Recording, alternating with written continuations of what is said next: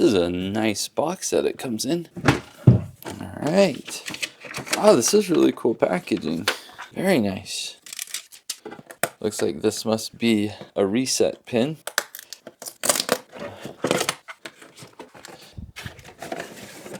Alright, so here is the camera. It charges via USB-C and does have an on-off button and then a reset pin.